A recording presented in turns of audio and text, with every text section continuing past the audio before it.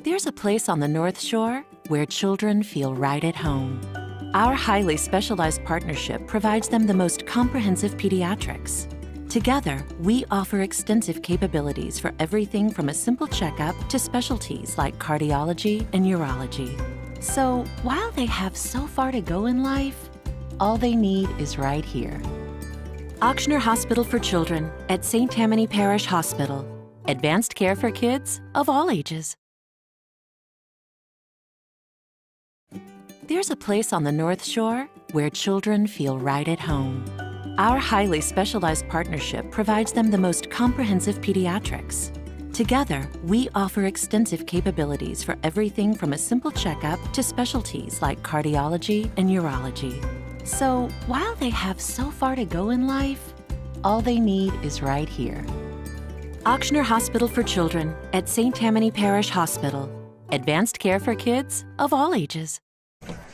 All right, we're back. We're back, game 2. After a 5-inning victory against the Hammond Tornadoes. Yep. We had Kate Anderson throw the first 3. First 3 innings. Yep. He had tallied a total of 7 strikeouts and 3 innings of work. Had a big home run by Brian Lee. Little 3-run Johnson. Yep. On a nice at bat. I think it was like a 10-pitch at bat. 3-2 full count situation with 2 outs, actually. So it was a good job by Brian. Good job by everybody swinging the sticks today. Yeah, really kind of responding. We had an odd amount of infield singles today.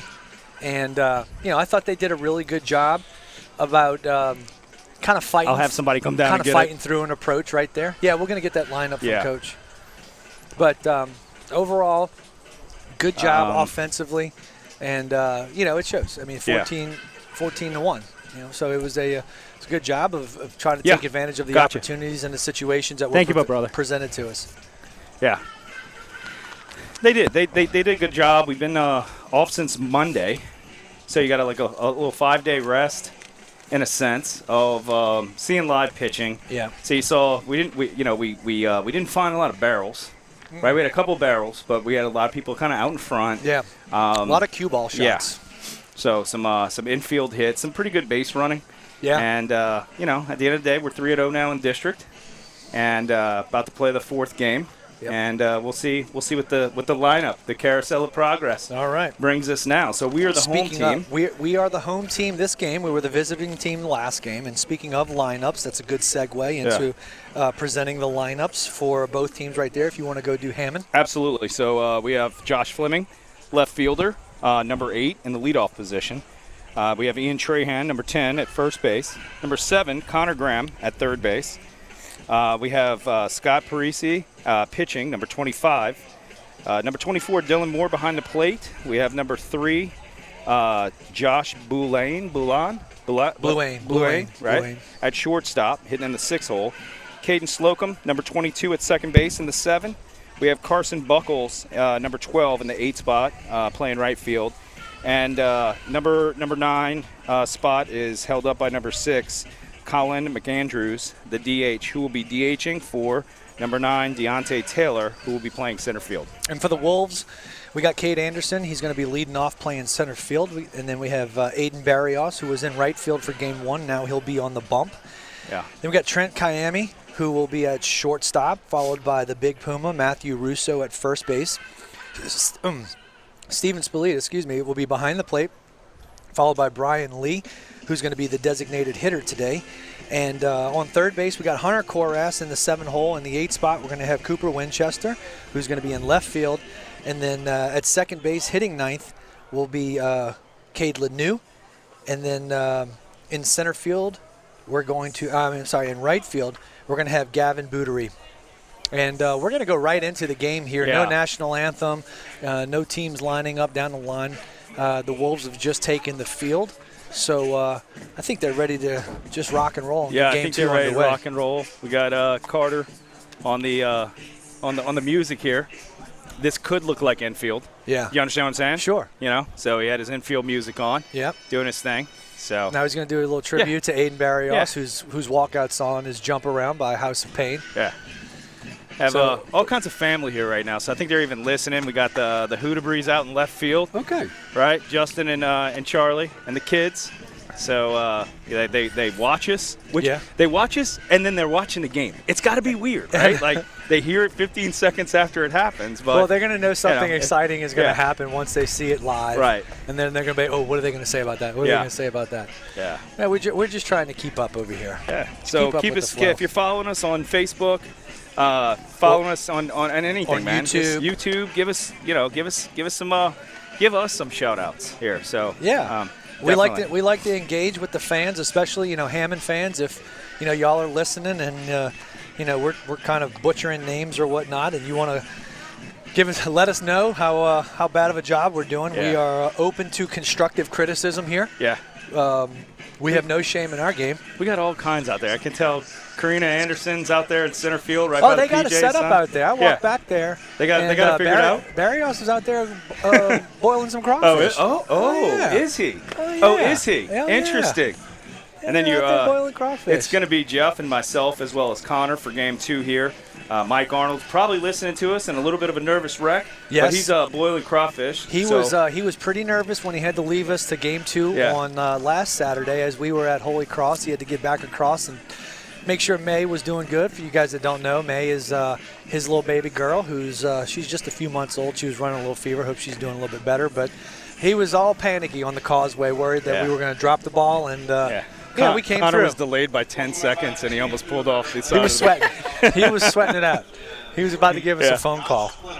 But we're going to do our best to kind of fill in for Mike in the play-by-play. Yeah. He and Chip are roughing it right now. Yeah. Boiling crawfish, They're drinking out there beer. boiling crawfish, trying to be social while we're out here working and doing, managing the this is fort really over tough here. work, right? I know, it's so bad. It's just so bad. Not really sure there'd be a better place to be right now. Tried to get Big Win on the mic, but nice. Big Win didn't want to do it. I was surprised. All right. So stepping into the batter's box to open up the top of the first inning, we're going to have number 8, Josh Fleming. Josh was 1 for 3 in the game 1. He had a base hit, a strikeout, and a pop up to first. Gets aggressive on that first pitch fastball from Barrios, fouls it off to the side. He's on point. Carter? Yeah. Oh, yeah. Well, he's listened to it a fair number of times. He kind of gets the idea. Not his first rodeo. Yeah. He's trying to keep up. We'll have a meeting at home later on. Y'all debrief. Yeah, we'll discuss. Watch film. Yep, we'll watch film. There we go. Another foul ball down the left field line. Looks like it's going to fall in, but it's going to be too far away for anybody to grab. Oh, got the wind blowing all of our stuff around. Figure out. Suit up just a little bit, Connor. That right leg for Hunter. Something there. Yeah, it seemed like he was hobbling a little bit going down the first base line, game 1. 0-2 to Fleming. Fastball up. He's swinging. He got a little piece of it. Trying to protect here. Looks like Barrios is trying to change his eye level right there. Continuing to go at him with the power fastball, but maybe we can try to sneak one by him. Yeah. Climbing the ladder. Go a little off speed or something. Got a bunch of things that we can do here. Mix his eyes up. Mm-hmm.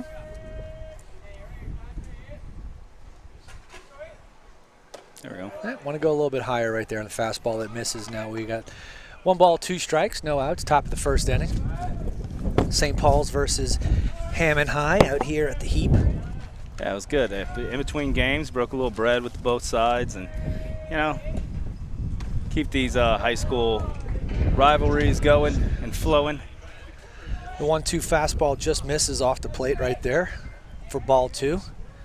Barrios staring down a 2-2 count. Nice pitch, fastball.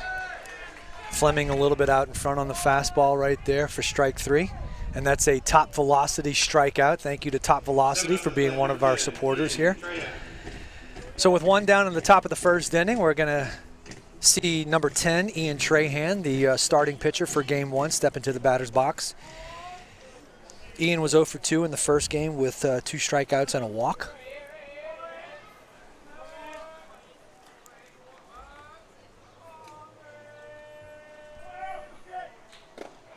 Barrios continues to attack the strike zone, getting strike 1 right there on that 0-0 count.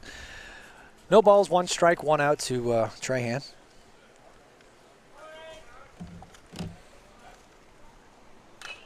Looked like he tried to sneak a fastball in on his hands right there. Good pitch right there in that situation. You know, you get ahead, right, 0-1, little bit of a defensive count early in the game, first inning. You want to establish a presence with your fastball on the inside. So good job to Aiden right there trying to get in on Ian's hands. Here's the 0-2 pitch. Strike 3. Got Ian swinging right there on that fastball. So that's 2 down in the top of the first inning.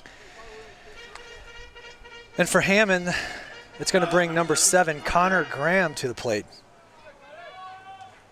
Looks like Connor was 1 for 2 in that last game with a strikeout and a double.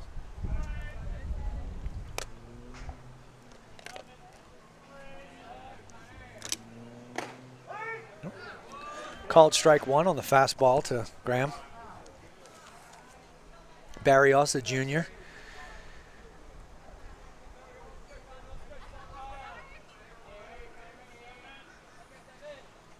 Misses high on that 0-1 fastball.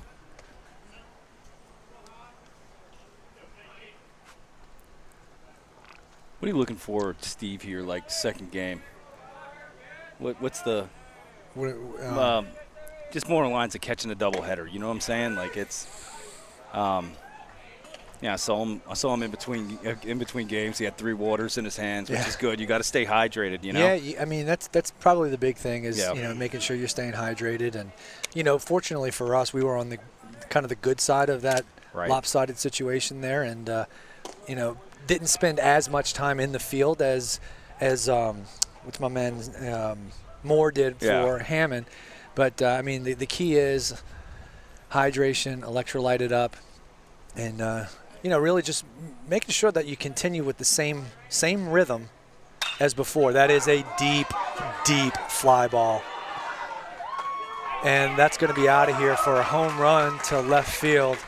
And it looked like the bat flew further than the fastball. I mean, the home run pitch, which, you hit a ball that far, you should be able to watch it. Just be careful that the pitcher didn't he didn't see that. Yeah, you know, I get the whole bat flipping thing. You get excited, especially after you are on the lopsided end of a loss right there. But at the end of the day, you know, kind of act like you'd done it before. I don't know if he's done it before. Maybe that was his first one. I don't know. Hey, did it well right there. Yeah, I can imagine that he's probably hit some more in his career based on the way that ball was struck. Yeah. So that's going to put a run up in the scoreboard for Hammond in the top of the first inning. Still got 2 outs, nobody on base. Barrios still working out of the windup. And now it's just back to work. Just missed on the outside part of the plate on that fastball right there, 0-1. Wolves back in the pinstripes. So switched out from your favorite combo, the blue with the man. I don't know. I almost had to kind of stay with that, honestly. Boy. I'm like uber superstitious. In the batter's box right now for Hammond, we have number 25, Scott Parisi? How you say that? I'm going to go Parisi. Parisi, maybe, I guess. Little jam job ball right there. It's going to one-hop Kiami, and it's just going to wind up, just that funky hop right there. Made it a little bit more difficult for Trent to handle on that. But looks like we're going to wind up having a courtesy runner right here. See the pitcher? Is he the pitcher on record? He is. Let me see. I think you have that one. Yeah, he's pitching. So we have pinch runner, probably number 23, huh? He pinch ran. Number 24. So we have coming TJ Alzanoni and Anzalone. Sorry. So that's going to bring up number 24, Tylen Moore, catcher. Or he was the catcher last game. Catcher again. I think he's the catcher this game, yeah.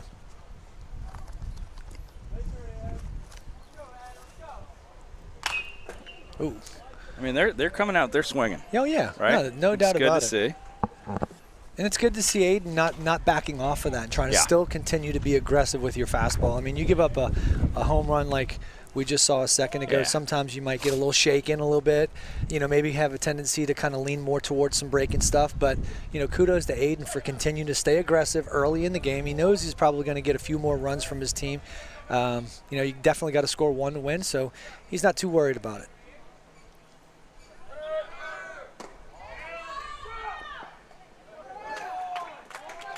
A good jump right there. Yeah. Tough ball to throw on for Spolita. That ball is a little bit down in the zone.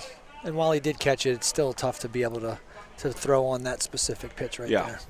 It's not like that ball that's a little higher up in the zone, closer to your right shoulder, where it makes it easy to make that turn. Right. So we got a 1-1 count to Moore. Stands in the batter's box with a strong right-handed approach. Nice pitch. Kind of went after that off-speed pitch there. Good pitch by Aiden, bringing the count to 1-2. 1 ball, 2 strikes, 2 outs, top of the first inning. Hammond Tornadoes, we got a 1-0 lead right there on a home run by Connor Graham. Anzalone with a big lead over at second base. That fastball just missed off the outside part of the plate and down to bring the count to 2-2. 2 balls, 2 strikes, 2 outs. Top of the first. Looks like Trent and Aiden are trying to communicate a little bit about maybe a possible pickoff scenario there. Just saw Trent go to his face. It is there. Tough play. Ooh. Rule number 1, never run into a tag. Never run into a tag. Yeah, especially don't make the third out at third base. So that was Anzalone running into a ground ball tag out over at third base. And that's going to end the inning in the top of the first inning for the Hammond Tornadoes, who scored 1 run on 1 really big hit right there. And Wolves are coming to bat. Let me just take one more look at it, and I will get back with you tomorrow. It's the greatest day of the year. Yeah, I can't make it. I'm having a large appliance delivered. It's opening day. Today should really be a national holiday. So do whatever it takes and celebrate America's national pastime. It's going. It's out of here. Happy opening day. Download the Walk-Ons app and check in to win the untouchable ticket only at Walk-Ons.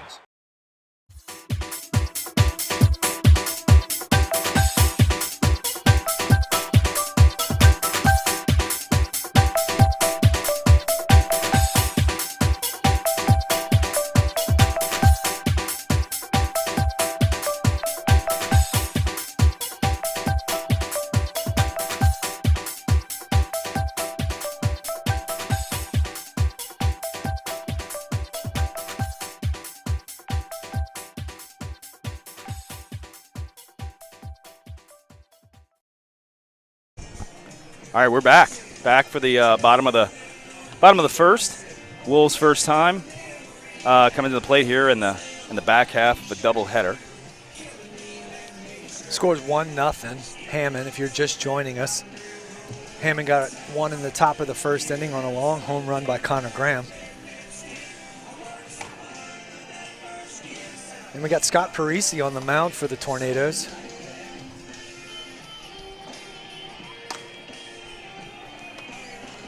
Dylan Moore behind the plate in his second game back there. Yeah.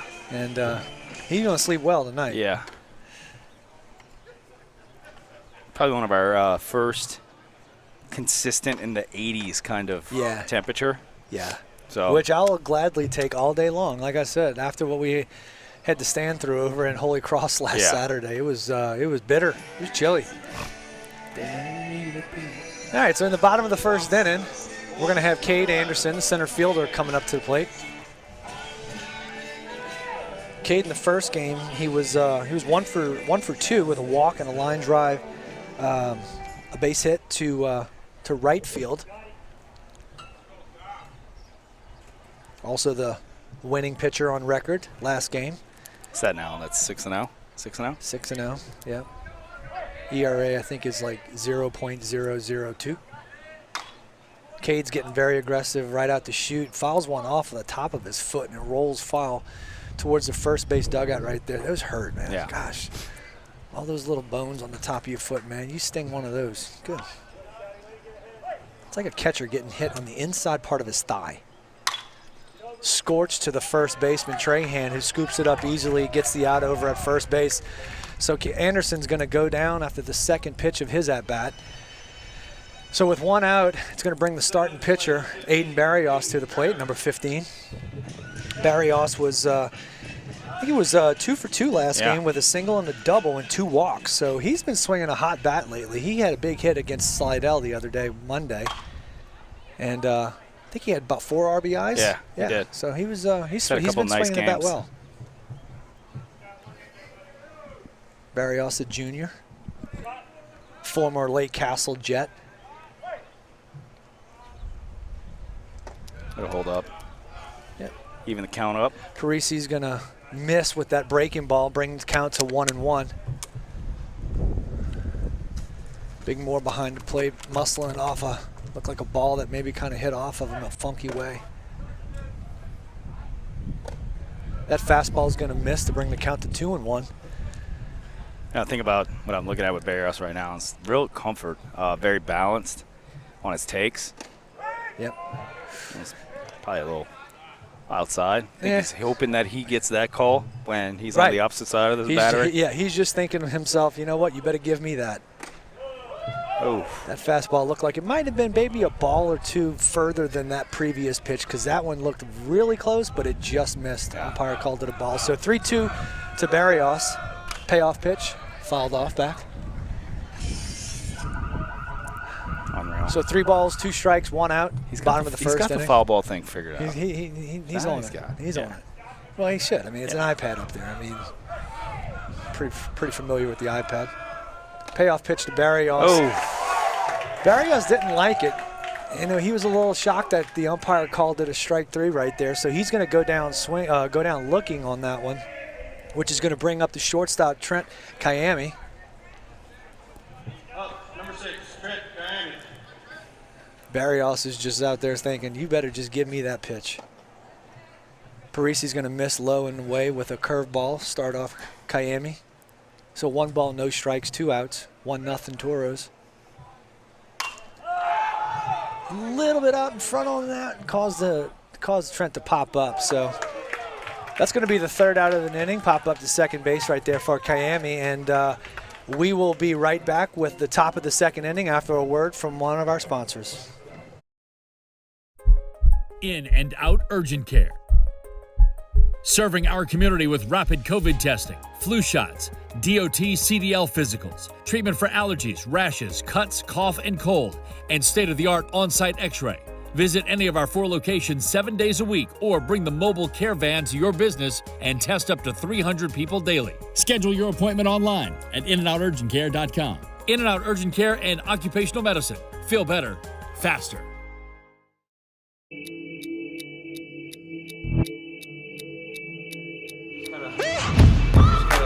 Try to keep that heel down. Kind of lean forward. You should kind of feel that more drawing. So you felt that hip flexor kick? Yeah. So this is the sequence then. So head, shoulder, trunk, then your hips fell. Okay. So when you go that way, you're not gonna hurt anything by going any further. I feel like yeah. I wish I had this up years ago, you know?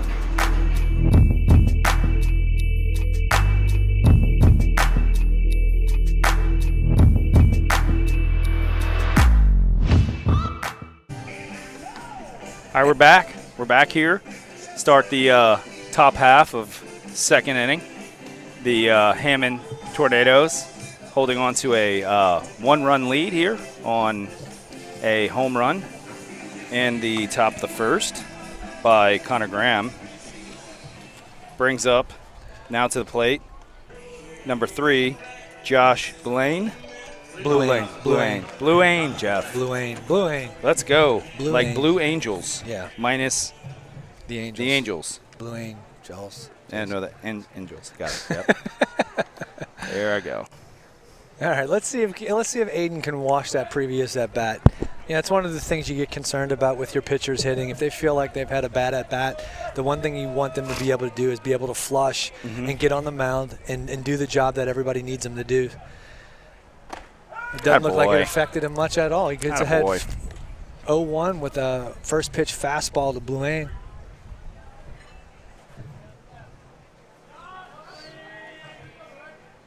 Nice changeup right there. Looked like a little two-seam changeup to get Bluane out in front.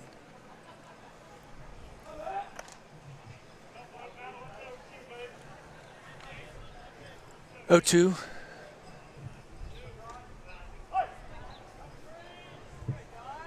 Let's see how he wants to go right here. Oh. First pitch fastball, probably a little bit too hittable of a pitch, 0-2. You know, I can agree with going after the fastball right there, but, you know, we want to try to get that ball maybe just a little bit higher than the hands and see if he chases through. Look like Aiden and Steven want to try to get on the same page right here. I think their coach is picking up on the energy too. Yeah. I would be expecting a bunt, maybe a fake bunt steal. Yeah. I don't know what Caden Slocum's bunt comfort level is, but I think we have a chance to find out. Yeah. Aiden with a pretty quick move over to first base. He does a fair job of keeping the runners honest on the bases. You know, sometimes it comes back to haunt you at the end, but it's definitely something he does a really good job of, and always has done a good job of keeping tabs on the runners. First pitch fastball for a strike. Might have gotten crossed up. Yeah, I think Steven wants to go talk to him about what they were just talking about.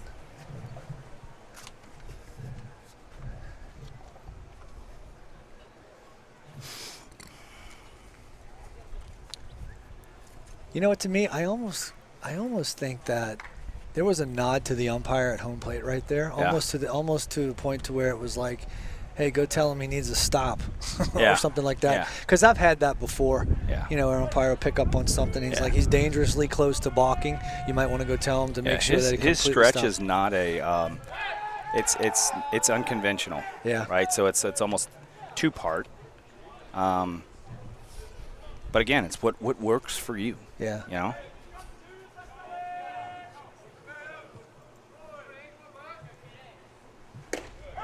Change up low for a called strike. So no balls and 2 strikes to the batter. This roll is a 2-ball right here. Yeah.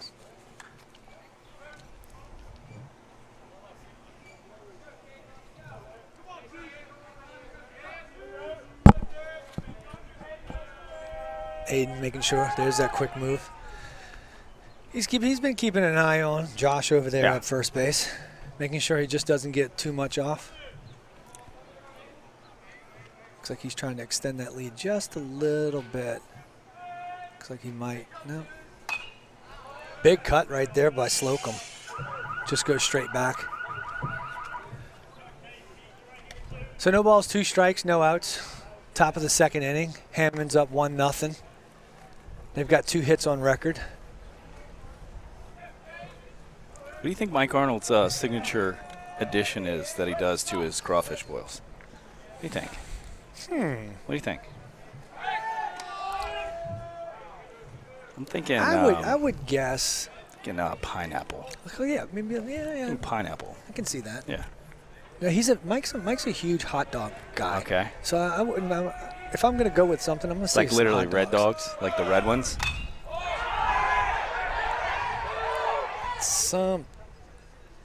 Good job by Lanou making sure that we tracked that one down.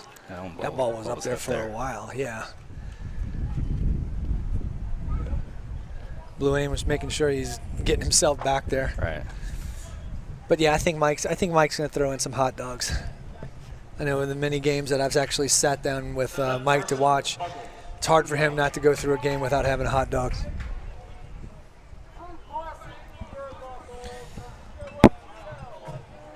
So that's going to bring up number 12, Carson Buckles. Swings through a fastball high for strike 1. It's Paris.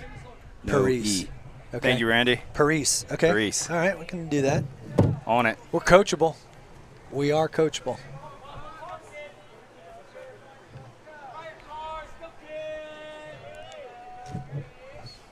No, it's not.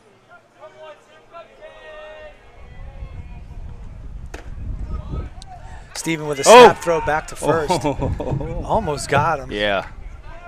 Almost Nice got him job. right there. Way to be moving on that one right there. Saw an opportunity to try to take him. Oh. Oh. Wind blowing all of our stuff Where's around. that trash bag? Yeah, Stuck exactly. that trash bag, man. That's not what I'm looking for. So 0-2 to Buckles. Barrios making sure Bluane doesn't take off on him over at first base.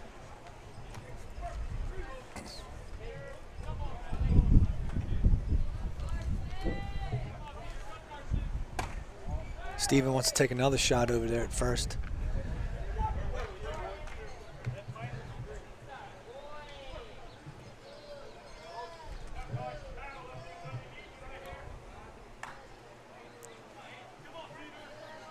One ball, 2 strikes, 1 out.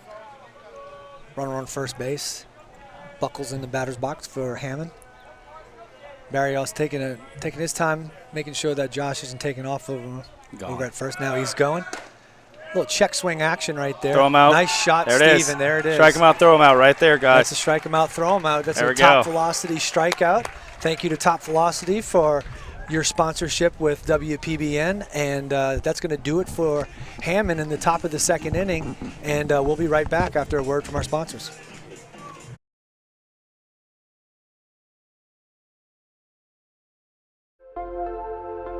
At Avala Imaging, let us reduce the stress of healthcare. Relax. Cutting-edge technology meets first-class service. You have a choice. Tell your doctor you choose Avala Imaging.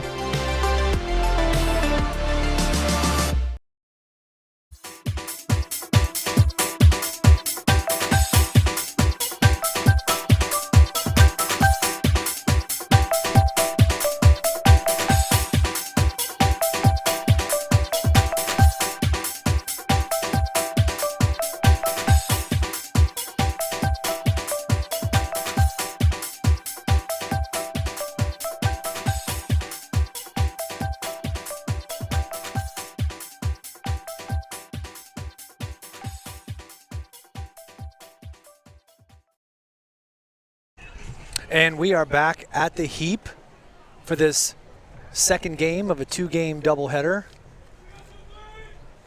St. Paul's Wolves versus the Hammond Tornadoes. We're in the bottom of the second inning right now with the score 1-0 in favor of the Tornadoes. And the Wolves are going to send up number 23, Matthew Russo, to the plate. Matthew was hit by a pitch in the first game. He had a single and then a fly out to left field, actually. Parise is going to miss low with an off-speed pitch for ball 1. He's got the MO on Matthew. He knows he's not going to throw him a first pitch fastball. Yeah. Wind is blowing out, probably about 5, maybe 10 miles an hour. Good take by Matthew on that fastball down. 2-0 to the Big Puma, nobody out.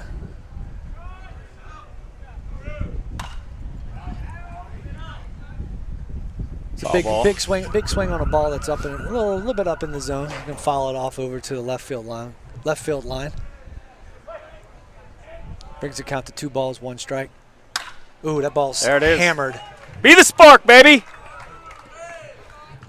Sorry, guys. That ball was hammered by Matthew Russo for a single to right field. It's okay, man. He's your kid, man. You get excited. Sorry, man. Yeah, that's part of it. Every last at bat is the last at bat I'm gonna see. Yeah. At this field, so we don't take at bats. Don't take for granted. for granted, for sure. He took that infield hit in game 1 and said, "Dad, I'm 1 hit closer." 1 hit closer to the record. Oh yeah, and what is the record? I'll find it for you because Okay.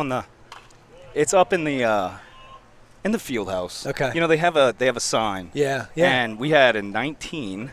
We have Steven Spalita up right now. I don't want to. Yeah, batting for the Wolves right now is number 5, the catcher Steven Spalita. So it has all the records, all the historical records, even the one that we talk about with Cooper. right? So we had Kyle McLaughlin in 2019 got the hit by pitch record. Okay. Right? And so he was the leadoff hitter. So, you know, and when I talk about crowd the plate, this guy captured every inch. Yeah. But in one season, ball 2. Fastball misses away for second ball, 2 balls, 1 strike. So we had Duncan with the stolen base record in 19. So he accomplished that. And the last one was Shear with the strikeout record. Okay. So we had 3 of them. Yeah. But you have a list, and you have people from all these different years, man. Juiced up bats, right? Like, and but man, it's something that when he came here in 8th grade, as we get the 2-1 pitch, Spalita got out just a little bit out in front. It's tough play. New life. New life. Let's go. Take advantage of your advantage. New life. That's right. So, came here in 8th grade. We do our tour through, and he looks at that wall and he says, "I want to be on this wall." And I'm thinking, yeah, whatever, right? Like. So I had never seen him really kind of hit a ball more than, 250 at that time. And, now you just see him and he's, hit an occasional home run from time to time. Everybody thinks he's going to do it every pitch. Yeah. So I love the base hits. When you know he can, yeah. Come on, Steve. It's good to see. Hey, boy. Steven a little bit out in front of that breaking ball. Yep. Going to even the count to 2 balls, 2 strikes, no outs. The big Puma over at first base. Steven Spalita up, hitting. We were trying to get Chris up here. He's refusing. Attaboy, Steve. Oh. The big Let's Puma. go. Trying to take it. Got nice. it. Good for him. It's 5 for 5 now. That was a great read by Matthew. It wasn't like that ball got too far away from him. Is that a stolen base? Of course it is. It is. Yeah. Okay. All right. Yeah, what else would it be? Ball and dirt. Yeah. That's all I'm getting at. Yeah, no, it's not a wild pitch. He fielded pitch. it cleanly. Yeah, no, that's a stolen base. And then the respect, right? Yeah. 22 with Matthew, probably been playing against each other. Yeah. Good while. Well, anytime you see a fella the size of Matthew motoring down the line for an extra stolen base, Hey, Steve's had some. He's had some walks. Yeah, he does. Right? He has a really good idea of what he likes to swing at, and he's definitely leading the team in walks. Yeah. Looks like we're going to have a pinch runner right here. Reed Gallagher going to be a courtesy runner for Steven, who is the catcher of record. And that's going to be number 17. Brian Lee is going to come to the plate, who had a big 3-run home run in Game 1 earlier today. Had a great at-bat. I mean, he had almost a 9-10 pitch at-bat, fouling off pitches, got to a full count, 2 outs, and he got into one pretty good. Yeah, he did. See his mom there in the left field lounge shirt, filming his at-bats, and this is the right thing to do. Yeah. Absolutely. Sure.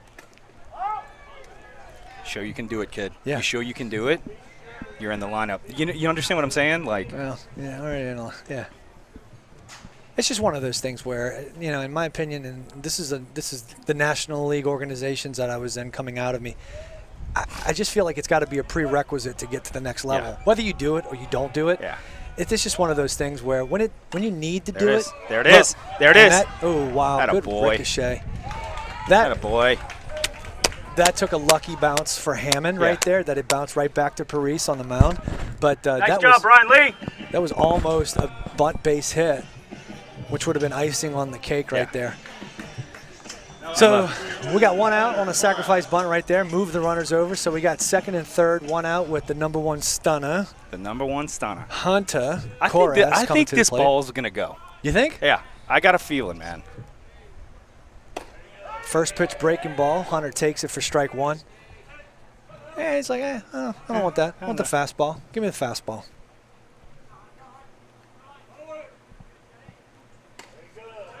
Looked like that breaking ball just missed. Maybe just a tick lower than the one before. Even the count up to 1-1. Saw him in between games, and he came up and he's like, "Jeef, what's popping tonight?" Fastball up is going to be missing way up. It's the Energizer Bunny, man. Yeah. 2 balls, 1 strike to Hunter driving 2 runs right here. Do you? Infield's playing back with the runner on third base. Boy. Fastball going to miss right there. I mean, what do you think? I mean, is he thinking, I got a free base? Yeah, well, yeah. Let me wrinkle him up. Yeah, not a bad pitching approach right here. You got 1 out with a base open. I mean, we've talked about it several times on the broadcast. Don't need to offer up a cookie. Cookie. Looks like that was one right there. But, I mean, you don't need to. Not to say that, he wouldn't. But, you definitely in a very aggressive hitters account. Got it. You don't necessarily have to. So Hunter Koras is going to go down swinging for the second out of the inning, which is going to bring up the left fielder Cooper Winchester. Coop was 1 for 2 last game with a double and a hit by pitch, which brings his total up to 12, I think. Yeah, 12. 12. We got to see what that record is, man. Oh, jeez. Hey, that's a tough play, is what it is. That's. He's off. I challenge it, Gib. Gibby. He's looking.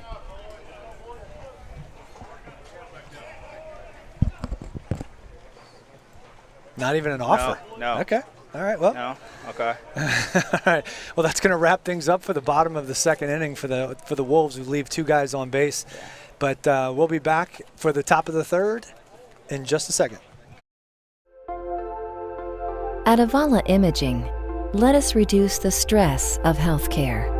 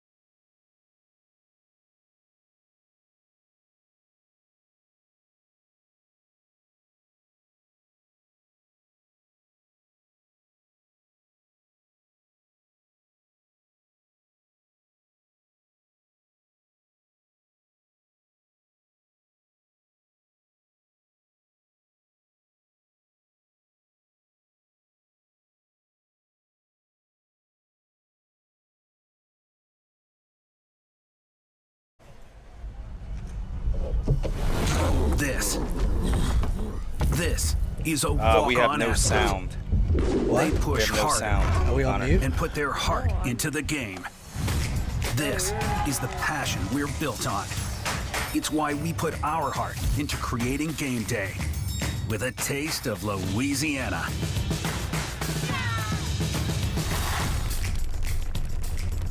Walk-ons, we live for this.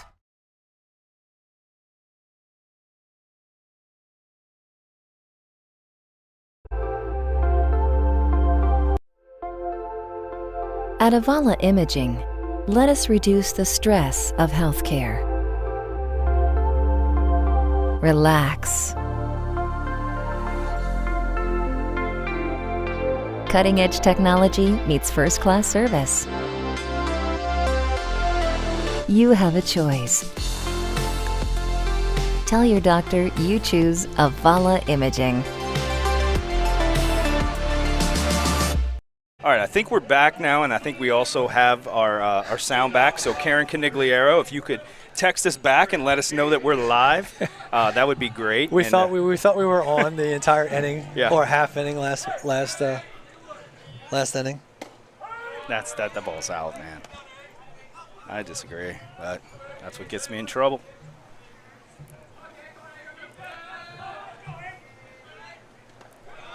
Breaking ball is going to miss for ball one against Cade Lanou, number 8, second baseman. It's back. Thank you. Yes. There you go. Thank you, Karen. We are up and running. Bring back Uncle Joe. Bring back Uncle Joe. Good thing, because we were talking a lot of trash about Mike Arnold there a second ago. Abandoning us so he can go have crawfish. Yeah. For all the Wolves fans, we have Angela back in, right? So she said that she's going to let us know when she doesn't come to a game.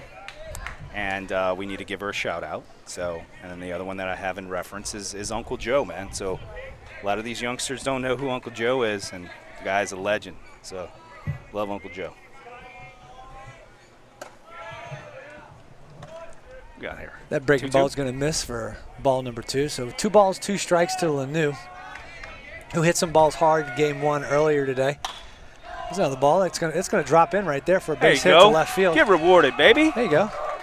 Good job, Cade Lanou. All right, now this is where we got to start making some things happen right here. We got a leadoff single.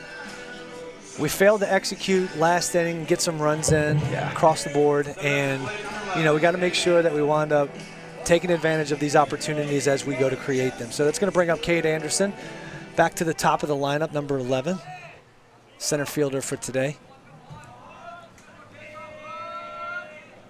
That fastball is going to miss up for ball 1. Looks like an attack dog. Yeah. There goes Cade. Looked like a hit and run right there.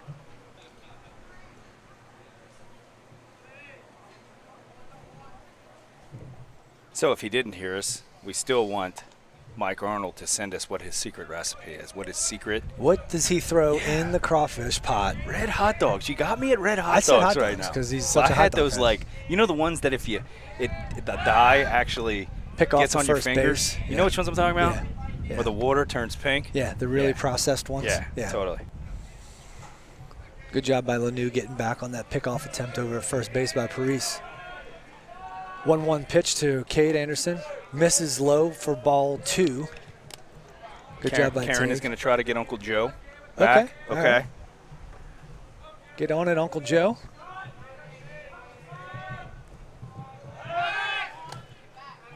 I also want to get some of the class of 2019 for especially during the Easter, if they're not spring break-in, things like that, but get them back in town, come watch a game. It's Wait a a deep minute, fly ball. ball to Wait a center minute, ball. field. That might be a little bit of trouble for center fielder. No, he's back there. He's got it. For out number 1, it's going to bring Lanou back to first base. He was about 3/4 of the way down the base path right there, which is a good read on that. Hey, keep swinging it. Sorry, guys. The thing about it is, what you think about is he's been swinging such a hot bat. Yeah. He's still finding barrels. Yeah. Right? Yep. But you just don't want him to press. That's right. Right? And That's I right. always say, don't press, impress. Right? Don't press, impress. So that's going to bring up Aiden Barrios, number 15, to the plate. Takes first pitch curveball for a ball. Must be in. 1 ball, no strikes, 1 out. Cade Lanou at first base. leading off, diving back on a pickoff attempt by Paris. Respecting Lanew's speed right there. I still think my favorite thing that he did the other day was he let the umpire know with his body language that he missed that ball. Oh, nice swing by Aiden. Base hit to the outfield. Let's go. Let's go. That's what we needed. Don't stop him. Don't stop him. No, sir. Let's go, Lanew. There's that momentum. There you go. There's that spark. There you go. There's that spark. So Aiden Barrios helping his own cause out with a base hit to left field that gets underneath the glove of the left fielder, and that's going to bring Cade Lanew all the way around from first base to score. Yeah. Going to knot the game up at 1 in the bottom of the 3rd inning. And then Trent Kayami is going to come up to the plate. Okay.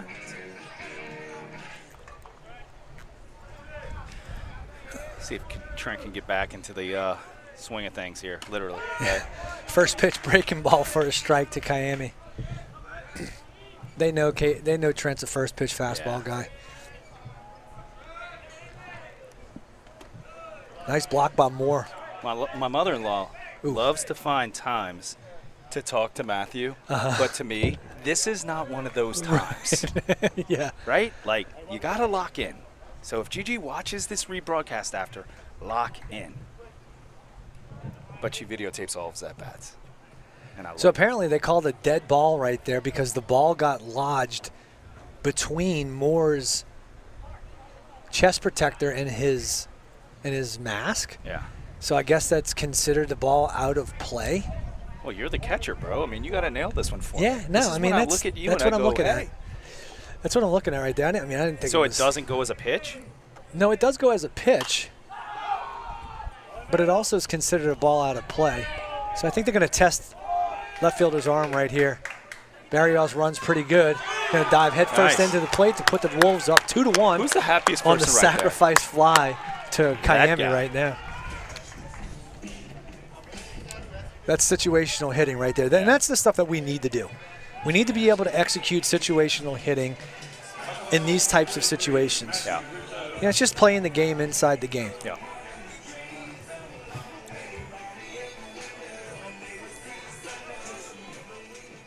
All right, so 2 down. And that's going to bring up the big Puma with the bases empty. Quick pitch.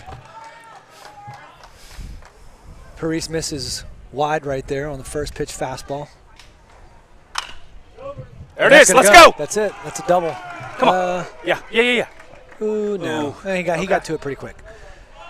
So a base hit down the first base line for Russo. He's got. I mean, the thing about it is going to leave him to a second. Leave him to a. You got on me the other day for Cooper looking up at me every single time. Well, I see a lot of eye contact between you and Matthew. I will on the let field. you know it was a discussion that we had in between games, and I will let everyone know when the task has been completed. That boy, Steve-O. Let's go. Base hit to right field for a single. It's going to send the Puma to third base. Big throw by the right fielder. It's going to be cut off by the shortstop. Boy, Steve-O. So Spolito reaches first on a base hit, 2-out knock, which is going to bring up Brian Lee to the plate. So trying to keep the rhythm going. All right, so you don't like, what is it? The taking the hand off. Give me the thing that drives you crazy. Taking the hand off of the bat in the batter's box. Okay. When you're in the batter's box. What he was getting frustrated with was he had the hand up calling time, and the dude was in his one. Yeah. Right, so then you'd have to go there. Yeah, which pretty much just happened a second ago. So runners on first and third with 2 outs. First pitch to Brian Lee misses for a ball. And catcher gives a full-arm fake over to second base, trying to draw Russo off of third. He doesn't budge. Looks like Moore's hobbling a little bit back there. I don't know if he's hurt or not. I don't know if he's hurt, man. I think he's just tired. Look, I mean, every day is a new what-if scenario, and this is probably a doubleheader that wasn't expected. Yeah. 80-degree weather. Okay. Breaking ball in for a strike 1 right there to even the count to 1-1. Lee's in a position right here to have another really good day, multi-RBI kind of deal. Let's see what he. Oh, nice work right there by Moore. blocking that ball and that fastball in the dirt with a runner on third base, because you know he's bearing down on home plate right now. We've seen him take out an umpire, a first baseman. Yes, we did. He did ask if he was okay before he went to the dugout, though. That was over in Slidell the other day. There it is. Smoked, just fouled down the first base line. That was fouled by just about 1.5 feet. Thinking I need a burger right now. A burger? Yeah. Man, if you dial one up, you got to dial me one up. Yeah. You want one? Mm-hmm. All right. A little cheese on it? Yeah. Although I'm supposed to be no carbing it up. Yeah, well, we're not. Nobody knows that we're on right now, right? Yeah, Nobody will know. Yeah. Brian Lee. Nice breaking ball right there by Parise to get Lee swinging for the third out of the inning, which is going to strand second and runners on second and third for the Wolves for 2 straight innings. But they did come back and score 2 in the bottom half of the third inning. So the score now is St. Paul's Wolves 2, Hammond Tornadoes 1, and we will be right back.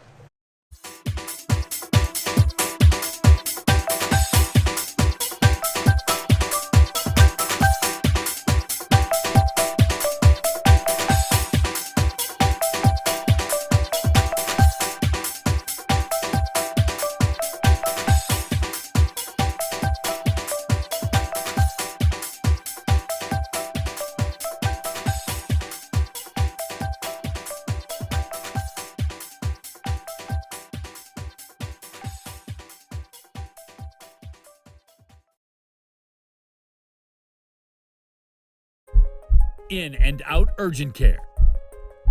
Serving our community with rapid COVID testing, flu shots, DOT CDL physicals, treatment for allergies, rashes, cuts, cough, and cold, and state-of-the-art on-site x-ray.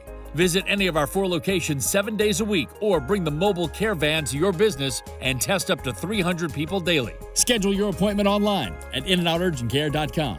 In-N-Out Urgent Care and Occupational Medicine. Feel better, faster. All right, we are back at the Heap in the top of the 4th inning right now of Game 2 of a doubleheader. St. Paul's Wolves versus the Hammond Tornadoes. Jeff Winchester speaking with Connor Russo, who's on our 1s and 2s over here. Jeff Russo made a concession stand run so we can grab a little bite to eat. Not all of us are eating crawfish like our typical play-by-play guy, Mike Arnold, who's enjoying a nice little afternoon boiling crawfish at his house. Hope he leaves us some. Which is going to bring up Connor Graham to the plate for the Hammond Tornadoes, who hit a bomb earlier in his first at-bat. And we got Aiden Barrios still on the mound for the Wolves. He's been holding the Hammond Tornadoes down to 2 hits so far.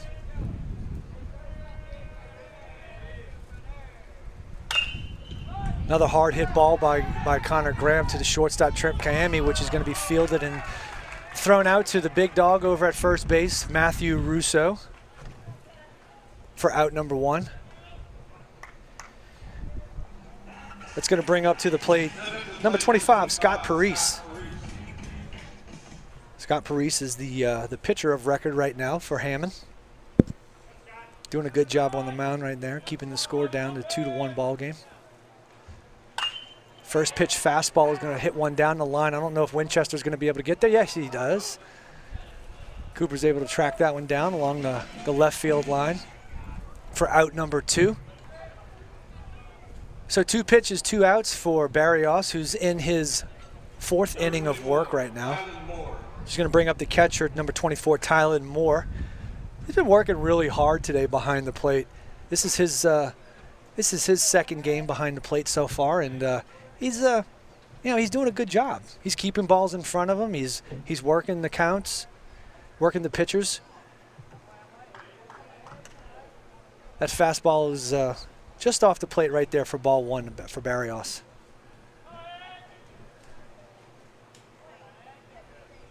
Ooh.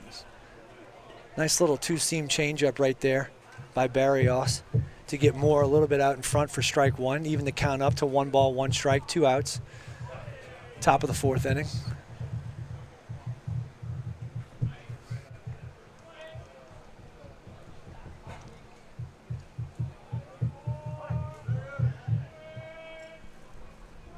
Barrios through the windup.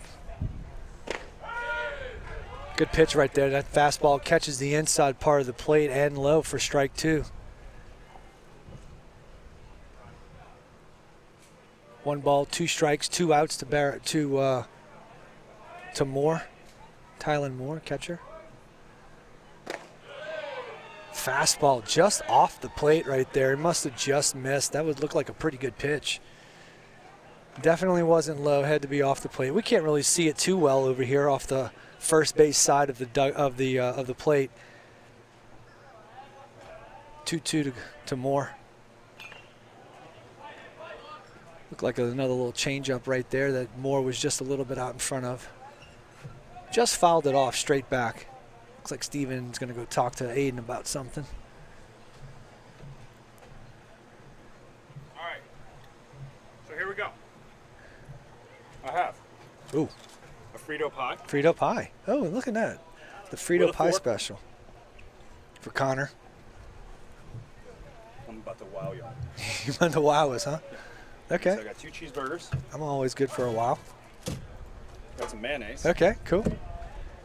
Coke Zero. Coke Fastball for strike 3 to Moore by Barrios, which is going to end the inning right there on a top velocity strikeout. So we're going to head to the bottom of the 4th inning right now. Score is still 2-1 Wolves, and we will be right back. There you go.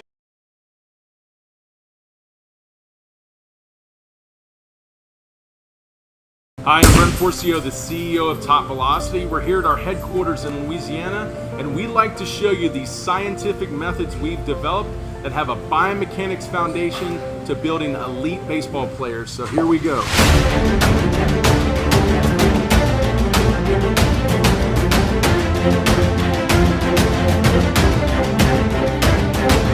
Our programs at Top Velocity are built on core scientific principles to develop elite baseball players.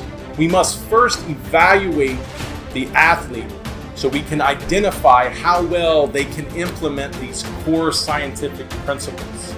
We evaluate biomechanics and their athleticism, like mobility, speed, strength, power, to identify where they have restrictions or deficiencies in their abilities. The Top Velocity programs use a strength and conditioning model, which is Olympic-based, a drill-based throwing program using proprietary throwing drills, along with mobility training, nutritional training, and everything to support developing the elite athletes. The Top Velocity methodology has given us the ability to produce more 90-plus testimonials of guys that added at least 5 miles an hour and broke into the 90s than any other program in the world. All right, we're back, guys. Carved out belly's full. All right. We got some sunscreen for Connor because some people listening were concerned. So we got that handled as well. I'm starting to learn this thing called perks of the game. I dig it.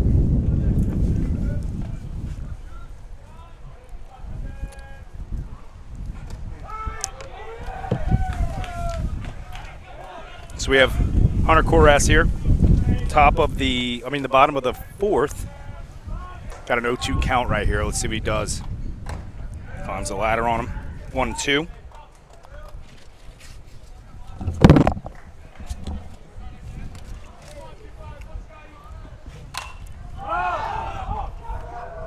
That's a tough play. No shot. Goes to the hit. Right? Yeah, that ball got caught up in the air a little bit. Ian was having a hard time gauging. He had to go back down the line. It was just in that Bermuda triangle right there between second, first, and right field. And, it just happened to fall in, which is, hey, we'll take it, right? Yeah, brings up the rook. Number 9, Cooper Winchester. Grounded out his last at-bat. Thought they'd do a challenge at first base.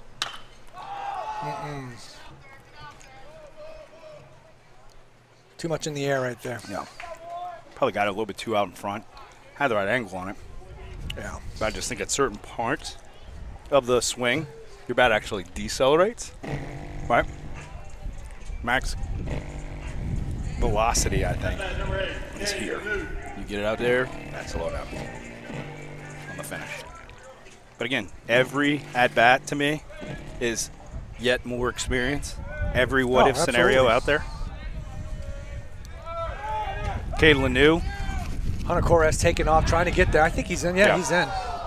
Good shot by Moore, trying to throw him out from his knees at that. Gets him in scoring position. Lanou singled. It doesn't even make sense. Well, I mean, he's learning. Yeah. I guess every experience for him is a what-if scenario, too.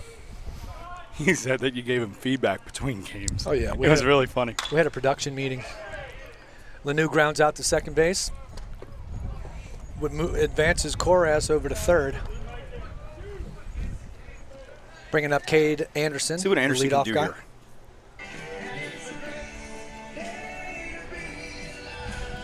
Becoming a fan of this song because it really is all relative, right? Like, great day to be alive, man. Get to play two. All right, we got to get this run in. Yeah. We're leaving entirely too many guys on third base this game. And in a one-run ball game, that's going to come back to haunt you in the end. And that's going to get him in. Hard Hey, hit, can you ground say ball that up the again? middle. Yep. Okay. Attaboy, Anderson. Hard ground ball hit up the middle. Nice approach, scores that runner in from third base, and now it's a 3-1 ball game. Which is going to bring Barrios up to the plate. He has been swinging a hot bat lately. Yeah. Not to quote Nelly, but like a blind man reading, he's feeling it. Yeah.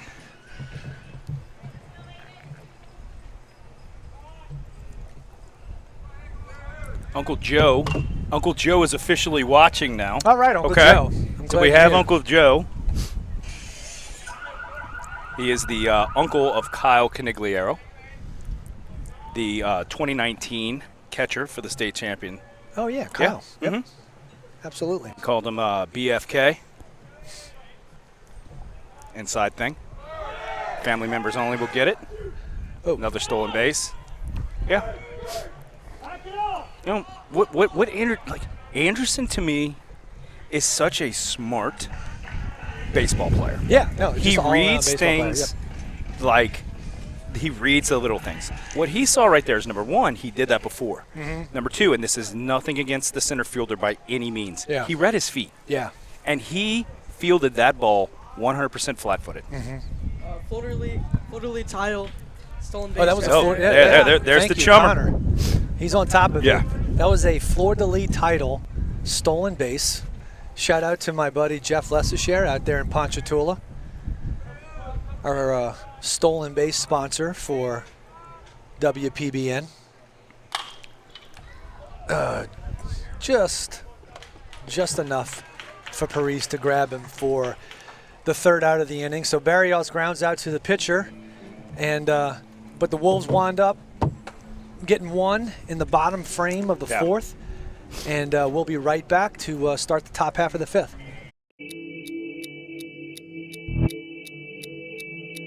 Just kind of lean forward. Try to keep that heel down. Kind of lean forward. You should kind of feel that more drawing. So you felt that hip flexor kick? Yeah. So this is the sequence then. So head, shoulder, trunk, then your hips felt. Okay. So when you go that way, you're not gonna hurt anything by going any further. I feel like that. Yeah. I wish I had this stuff years ago, you know.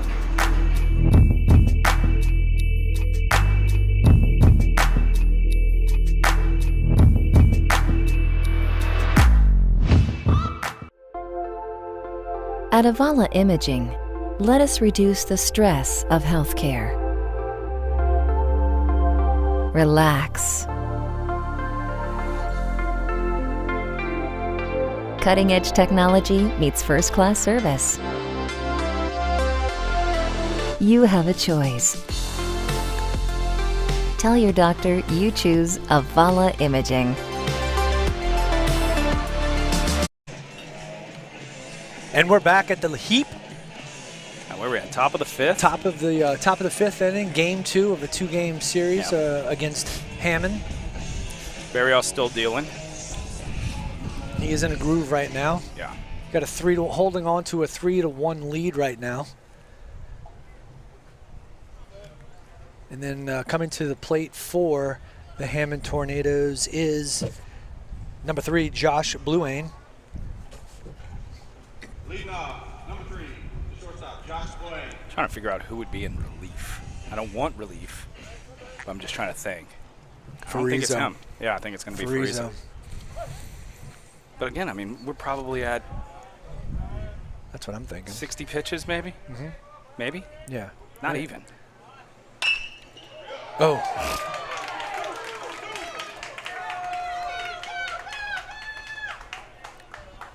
That's a lead That's a off. That's a well-struck ball right lead there. off, stand-up double. Start the inning off. I mean, if I'm Hammond, that's exactly what I need. That's what you're looking for. Yeah. Not only for the run production situation, but a little bit of morale boosting, right? You know, you're trying to get some energy. You're trying to get a little bit of, momentum in your favor. And, you got to tie and run to the plate right now. Number 22, Caden Slocum.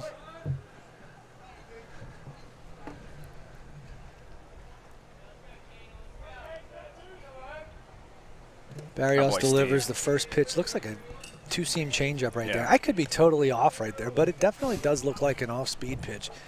Seems like he's taken a good bit off of that pitch from his fastball.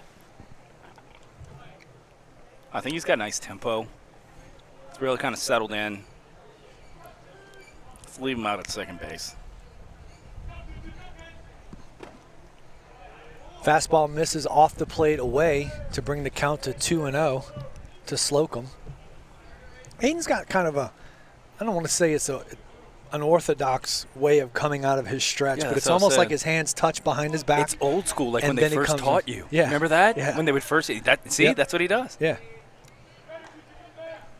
It's a neat little rhythm right there that you don't ever really see, which is unique to Aiden right there, who throws that fastball by Slocum right there for strike number 1. You see all the unconventional things. You had your boy that would, in the majors, that would keep this arm up the whole time. Oh, right? Yeah, that's, man, he was the closer for the Braves. Yeah, it was sick. Man, if you know the answer. Yeah, send it to us. He was with the Braves, and he went to Boston.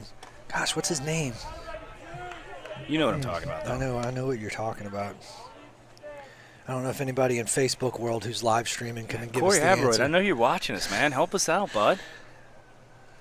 He'd bend over and he'd have his right arm, his pitching arm up. That was a little unorthodox.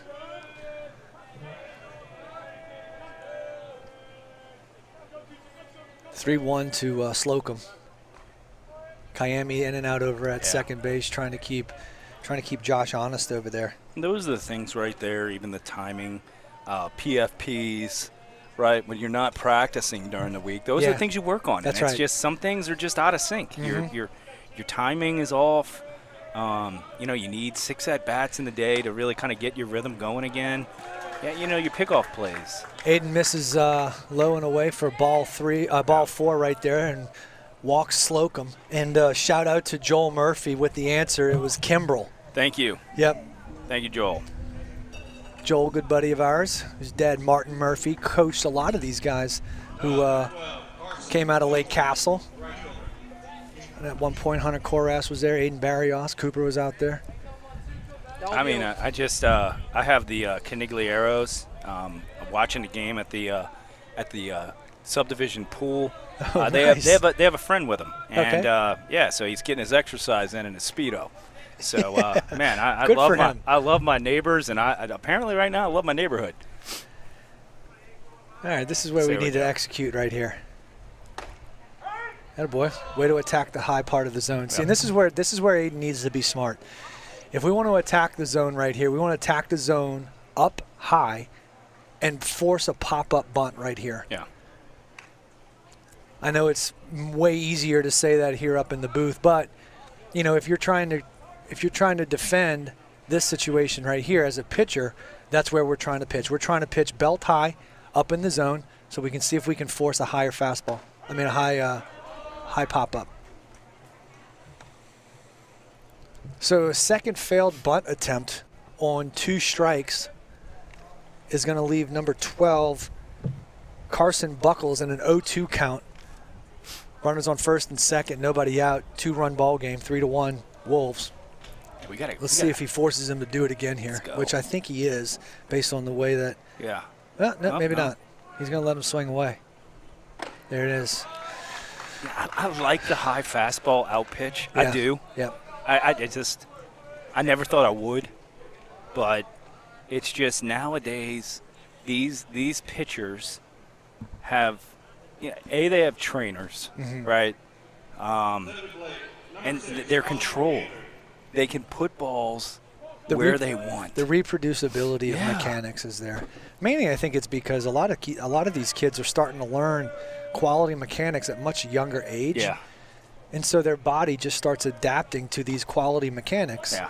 And over time, your body just starts adapting, and you're able to reproduce that release point on a more consistent basis. Right. And Barrios is going to miss with a fastball up in the zone. I can't throw an underhand ball to Matthew in the cages, right? We talk about that failed bunt attempt right there. Yeah, that's big. Which changes the complexity of this inning, because now one pitch and we're in a double play, and we get out of it. He's been known to call plays, guys. There. Oh. Full arm fake. Yeah. So Hammond catches a break right there on an oddly hit ball that just squibs past Barrios into the direction of Kayami, who was unable to complete a play. It's going to go down as an infield hit right there. So we got bases juiced, one out, and that's going to bring up the leadoff hitter, number 8, Josh Fleming. Looks like we're going to have the corners in, and the middle infield is going to play back, hoping for that double play. Yeah, Matthew communicating out there to the outfielders. And, again, we talk about those what-if scenarios to prepare us for, continuing through the season into the playoffs. I think this is it's not a spot you want to be in as a pitcher, but it's a good what-if scenario here where, you're up 3-1, you got one out, you did everything right on that pitch. He cued it. Sure. He hit it exactly where we didn't need to have it hit. Yeah. And, he rolled the ground ball, just like what you said. So now we got bases loaded, one out. 0-1 to the batter. Steve's got to be a wall here, huh? Let's see what we do. Yeah, definitely. And the truth is, right now, I would honestly, I know Steven kind of came up looking to try to pick off Josh over at third base. Don't ever forget about the guy over at first base. He's the last person to think that Spalita's going to go try to back pick him over there. And with Matthew playing in, and he's got the glove on the left hand. Yeah, it's a perfect opportunity for a back pick glove side.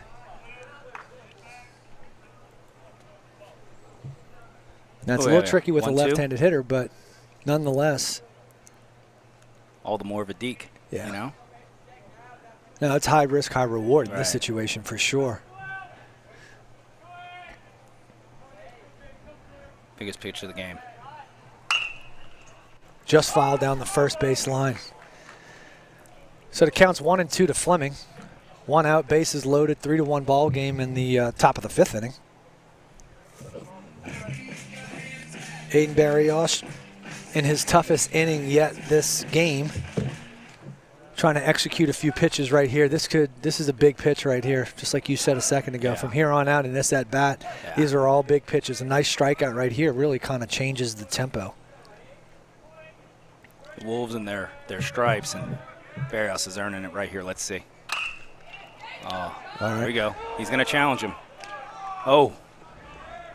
All right, so that worked out well right there. Shallow line drive to left field. It looked like Blue Ane was going to try to attempt. He was literally almost in a track stance. I don't know if you saw that. I couldn't tell if it was a slip or. I did, but his positioning was backwards. Yeah. He should have been positioned where he was able to look over his left shoulder and eye up Cooper, whereas his feet were backwards. And I don't know that played a role in him not trying to go right there, but we'll take it. 2 outs, bases loaded, which is going to bring up the 2-hole hitter, number 10, Ian Trahan.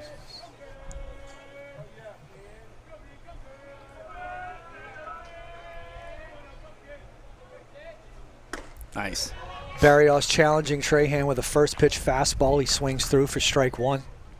And This is the guy we want right here. Yeah. This is the guy we want because on deck, I don't know if his ball's landed yet. Mm-hmm. All right. Yeah. So you know he's got 4 base power.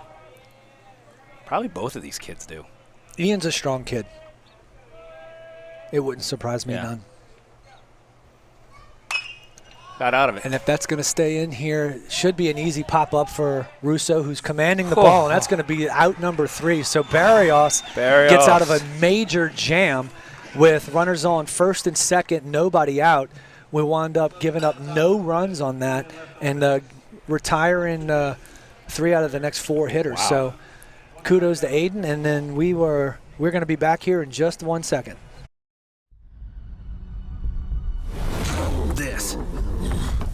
This is a walk-on athlete. They push harder and put their heart into the game. This is the passion we're built on. It's why we put our heart into creating game day with a taste of Louisiana.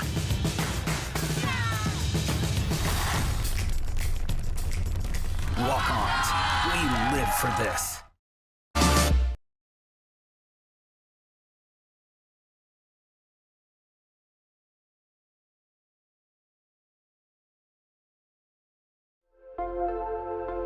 At Avala Imaging, let us reduce the stress of healthcare.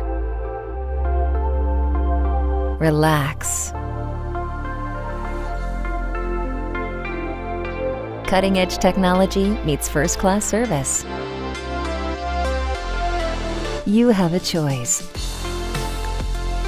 Tell your doctor you choose Avala Imaging.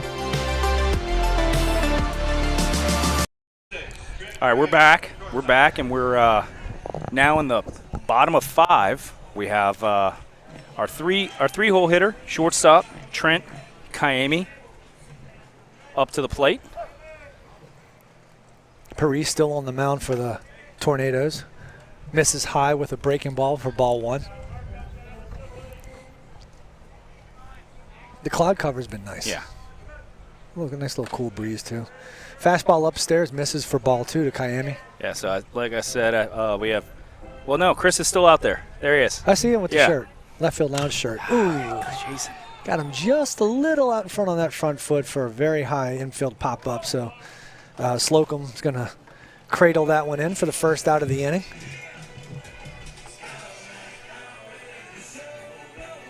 And the big show. Number 23, Matthew Russo, coming to the plate, who scorched a base hit earlier in this game. A worm burner. Russo looks at that pitch down and away for ball 1. What's his approach? What is he looking to try to do? Is there a specific zone he's looking for, a specific pitch? I would say depends on who's listening. Okay. Yeah, I mean, I don't want to give away if too many secrets, too many family secrets, but out over the plate. Yeah. No, that's about as generic as you can get. His damage pitch. So yeah. You know, now it kind of changes. What you'll see with 2 strikes is he widens up. Yeah. And tries to do a little bit less. And then again, you just got to know where the barrel is. Really trying to know where the barrel is at all times. Just a little out in front on that breaking ball. So Russo grounds out to second base for the second out of the inning, which is going to bring up Steven Spalita, the catcher, number 5.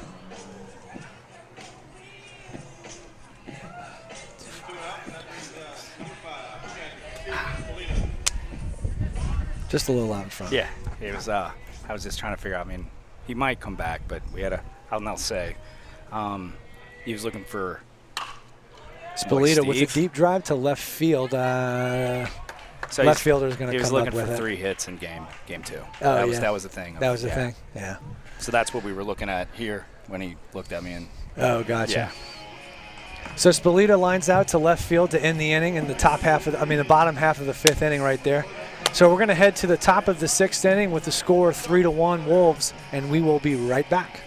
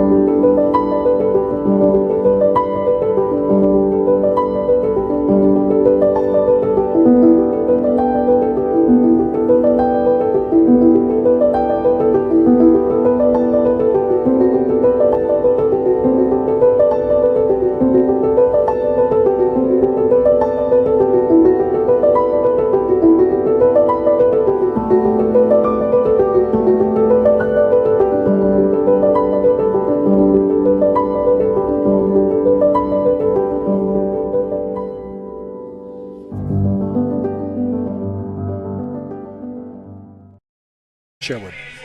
All right, we're back over at the heap right now with the score 3-1. St. Paul's over Hammond. And we got a pitch and change right now. Hunter Sherwood coming in for Aiden Barrios, who pitched 5 strong. Gave up 4 runs, 1 hit on 1 error.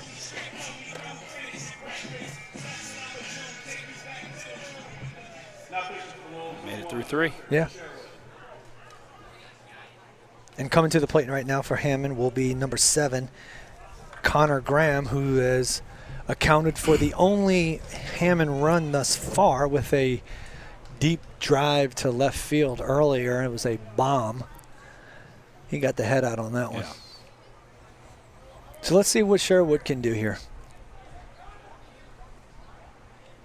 You talk about opportunities and what-if scenarios, so on and so forth. I mean, here we have some deeper parts of our bullpen coming in and trying to work their way out of certain situations, work their way in certain situations. You know, it's how can you pitch with a lead? You know, and that's a good sign right there by Hunter going straight after Connor Graham with a first pitch fastball, although he did take probably the same swing that he took earlier that put the ball about 400 feet away from left field. But good job right there by Hunter. Definitely think number 7 seeing it right now. Yeah. Yep. Changeup got away from him.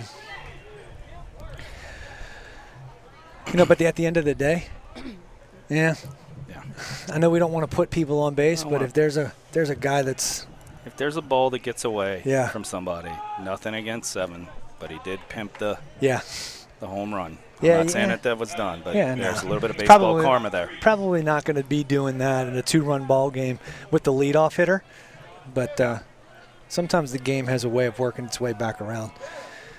Brings up the pitcher. That was a walk-ons walk. Thank you to Jason and those guys over at Walk-Ons for being one of our sponsors. Go check out that new menu. Pulled pork.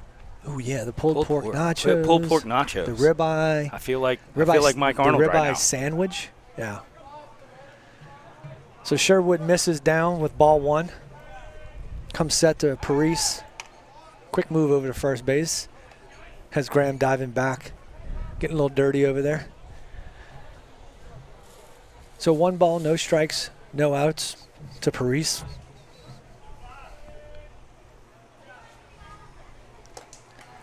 Low ball 2 right there. Good job by Steven keeping it in front of him. 2 balls, no strikes, no outs. Top of the 6th inning, 3-1 ball game. Wolves on top as of now.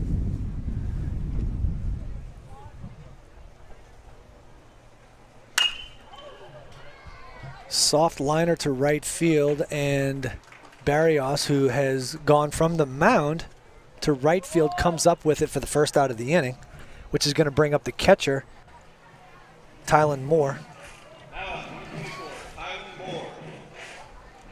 This guy's earned a massage. Yeah. After the game's over. No doubt. You know, jumping that ice bath. So we got 1 out, runner on first base. Hunter Sherwood on the mound for the Wolves. Hunter's got a good changeup. Yeah. I like his changeup. He comes at you with kind of a stringy fastball look, and then his changeup comes in and just kind of he pulls a string on it. It's a good effective pitch. Hard ground ball to Lanu. Sucks that one up over at first to Kayemi, on over to Russo for the double play. There it is. And that's going to retire the side for Hammond in the top of the 6th inning. And we're going to head to the bottom half of the 6th, and we will be right back. We need 8 people. We need 8 to come.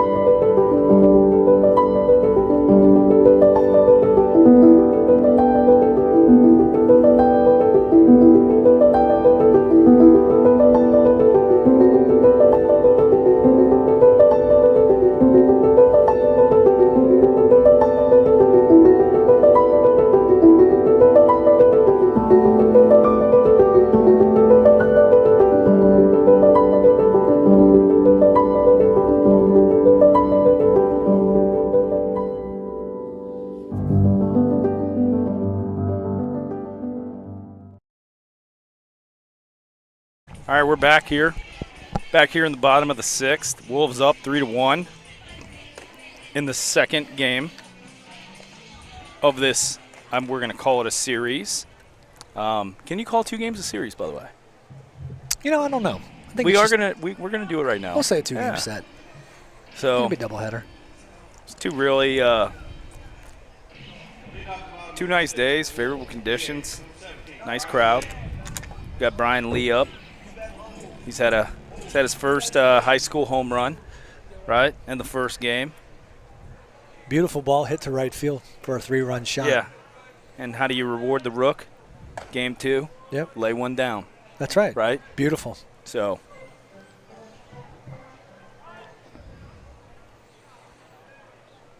Ooh, chased that fastball up in his eyes a little bit. Probably could have let that one go. But he's swinging it, man. Yeah. He's swinging it. He wants to hack. Yeah.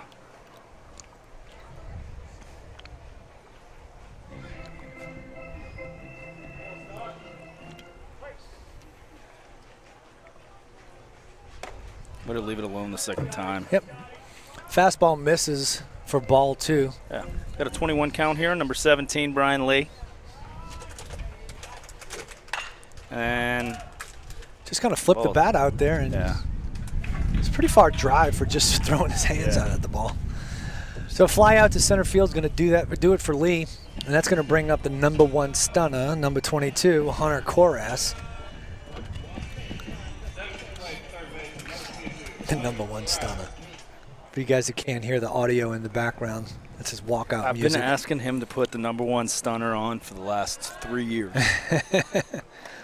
Curveball up and in, misses for ball 1 to Koras. And it took an early season slump to switch his song.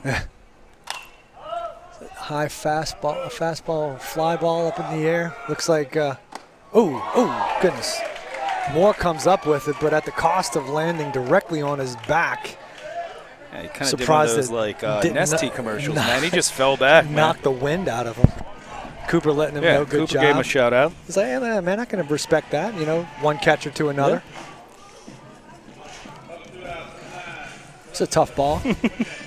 They're still talking. Guy's been back there for 11 innings so far. It's going to bring up number 9, left fielder Cooper Winchester. Fastball misses away to ball 1.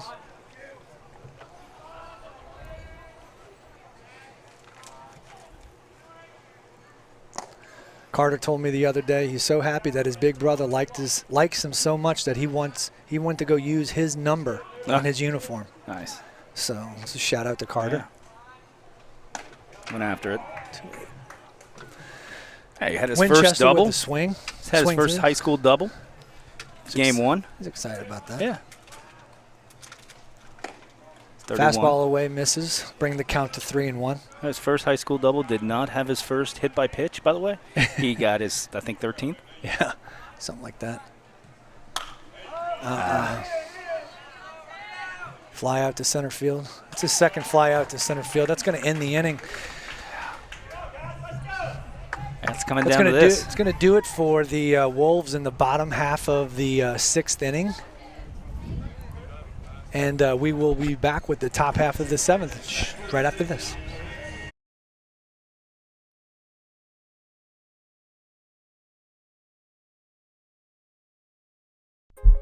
In and out urgent care.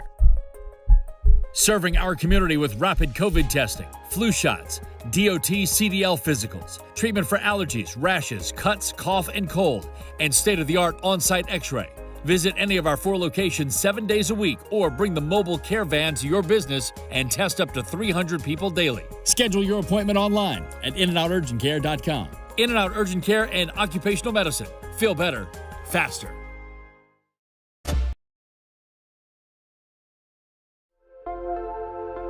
At Avala Imaging, let us reduce the stress of healthcare. Relax. Cutting-edge technology meets first-class service. You have a choice. Tell your doctor you choose Avala Imaging. We're back here, top of the 7th. Wolves up 3-1. Mike Arnold, 3 sacks of crawfish on ice. And so I'll go through this real quick. I got lemons. I got onions. I think I have oranges. I have limes. I have lemon juice, bay leaves, cayenne pepper. I mean, he's got the goods, guys. We'll be over there real soon. Stepping to the plate for Hammond Tornadoes in the top half of the 7th inning. We got number 3, Josh Bluan.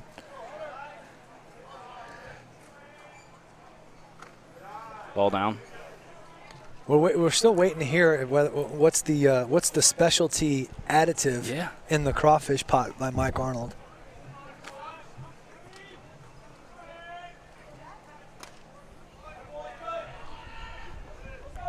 Sherwood misses on that fastball right there for the second ball, 2-0. You know what we used to do when the crawfish were soaking? Yeah. We tried this before. Was we set one of those big old tubs of oysters in a colander and just let it sit on the top. Not necessarily where they would cook, but they would just absorb the flavor. And man, that was really good. What else? Chris would boil pasta. Interesting. At the end, after everything was done, Yeah. you put pasta in there and boil it up. Right. Yeah.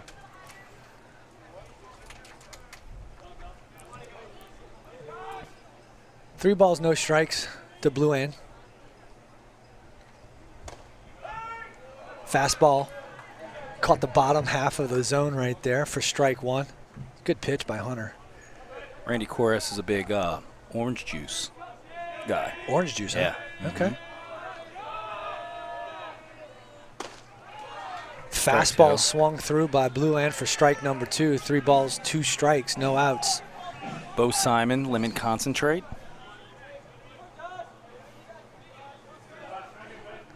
It's the thing about crawfish, man.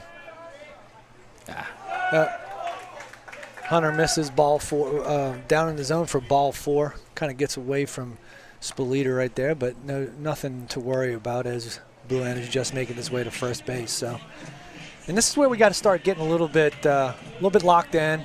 Yeah. You know, we got nobody out. We got the tie and run to the plate right here. This game is by no means over.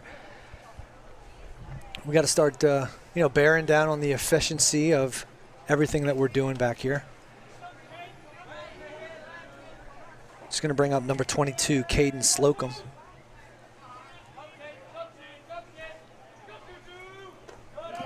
Oh. Hunter just keeping the ball down in the zone, which is good. But we do run the risk of, have Steven having to go down to his knees and block a ball and then potentially giving up an advancement on bases. So 1 ball, no strikes, no outs. Runner on first base. Top of the 7th inning, 3-1 Wolves. Oh. It's a fastball for a strike, caught the corner right there.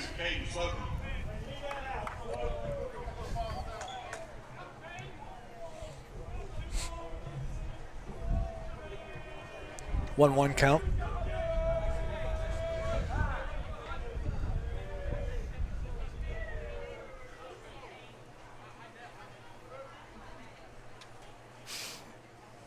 He's got 1-1, top of the 7th, man at first. Got Hunter Sherwood on the mound, trying to close out this dub. Really good changeup. That's that changeup. It just he lets it go. Yeah. He does a great job of keeping his tempo and his cadence of his mechanics consistent between the fastball and the breaking ball. Yeah. And then the way that it comes out of his hand, it's almost like he just pulls the string on that changeup and gets everybody out in front. Yeah. So 1 ball, 2 strikes to Slocum. It's definitely not a Henry Rowan Gardner. Float it, right? Yeah. He's definitely. He was so far out in front on that changeup. I would almost venture to go do it one more time, a little bit more down in the zone, but try to take even more off of it. Wind's starting to pick up here Yeah, again. we can feel it. We're losing all of our lineups and Yeah. stuff. Fastball. Yeah, he went. Yep. So Slocum chases the fastball up in his eyes for strike 3 while Spalita makes an attempt to get the guy over at first base who goes in safely. So that's going to bring 1 out And number 14, let's see. Yeah. Michael Cunningham. Looks like he's going to be a pinch hitter. Nope, maybe not. Throw over. Runner back. Hunter's safely. keeping it. He's keeping a decent eye on Blue Ain, but I wouldn't get too carried away with him. He represents a run that is not as important as the one that's in our batter's box right now. Right. So while we do want to make sure that we keep the double play in order, we definitely don't want to spend any more undue time worrying about the runner over at first base. We want to make sure that we're able to attack and execute the pitches against this guy in the batter's box. Fastball up in his eyes for ball 2. So now it's 2-0, 1 out. See Coach Fariza to Cunningham. Starting to pace over there. We do have somebody in the bullpen, but don't have an ideal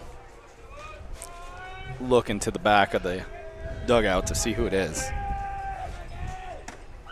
There's a snap throw to first over there, and Blue Ain dives back safe. So 3 balls, no strikes to Cunningham.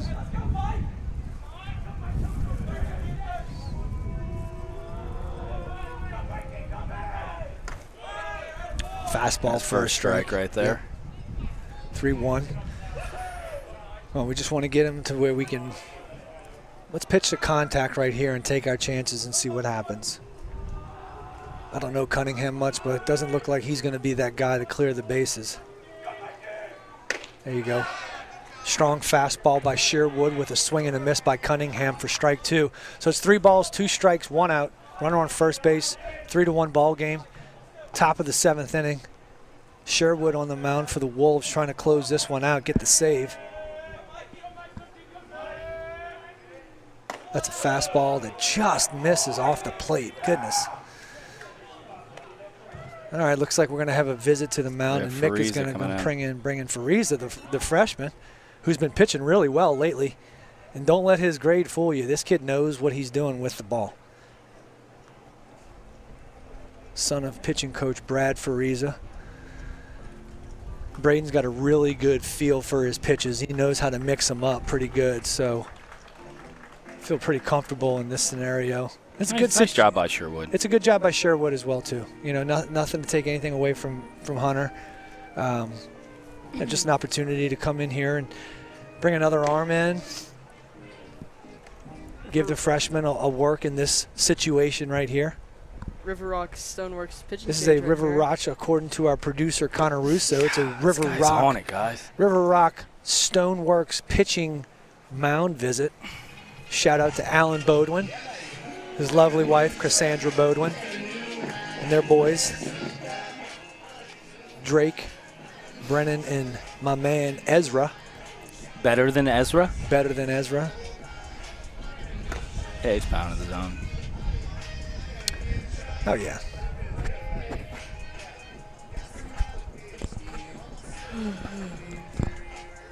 You know, we talk all the time about Cade Anderson's reproducible mechanics, you know, and I've watched Braden over the years, and one thing that stands out to me, similar to Cade, is the reproducibility of the mechanics. Yeah. You know, every pitch that comes out of his hand looks the same until it's not. You know, and I think that's just a tribute to his dad and what his dad's been able to do for him, developing him over the past several years. And he knows what he's doing on the mound. He's got a great feel for his pitches. I feel very comfortable with this move right here. Keeps the ball down in the zone.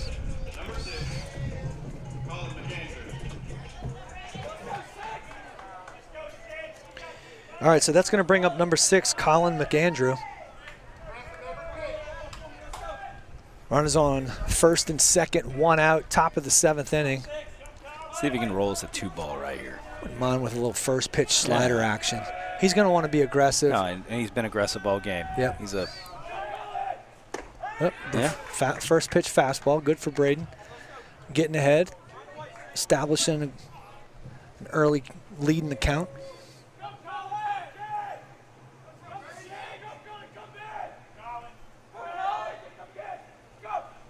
There it is right there. The freshman, Braden Farizo, going right at the hitter, McAndrews, for strike number 2. So no balls, 2 strikes, 1 out.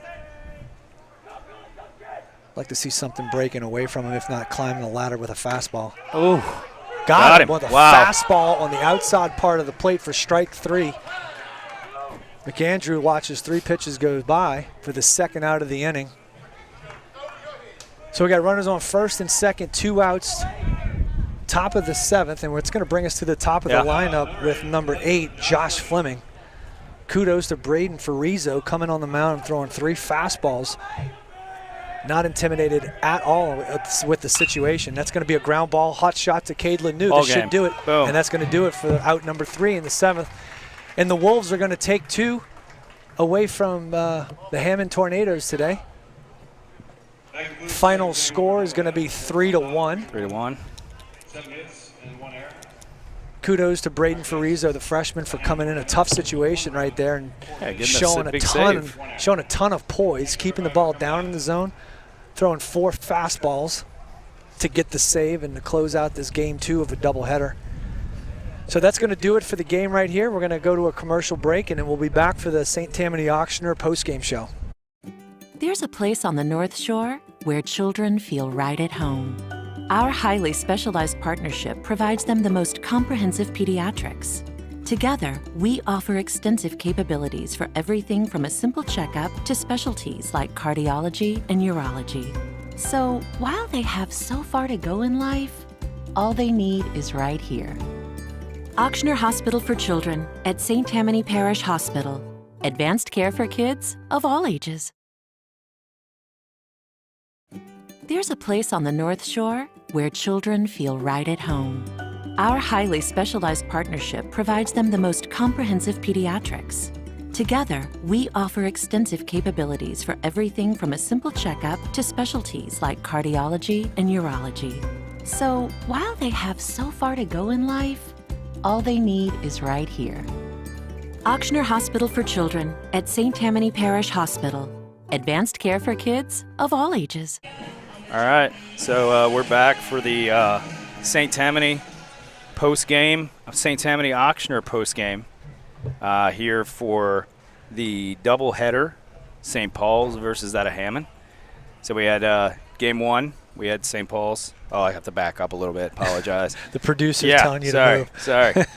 So we had, we had Anderson come up and do what Anderson does and really kind of controlled the game from the first pitch. 10-run ruled them. I have to move this way now. Thank you, Connor. And, game 2 really kind of brought over a different type of feel. I mean, number 1 in the first inning, you had the big fly. So it was the first time in district where we were actually playing behind. Sure. Okay.